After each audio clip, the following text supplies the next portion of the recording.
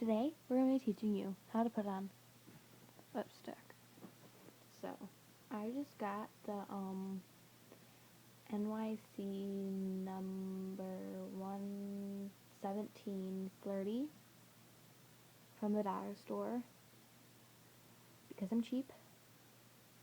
Okay, so what you're going to do is you're going to turn it, obviously, and do your bottom lip first, like this. Oh, I got it, fixed it.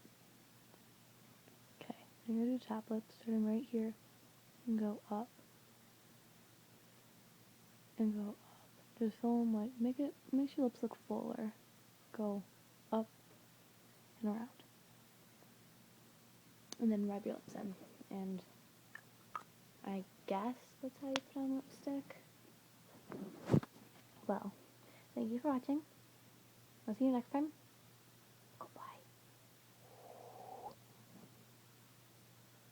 Oh, it didn't end. That was an epic fail. Almost forgot. Thumbs up and subscribe. It'd be smart thing to do.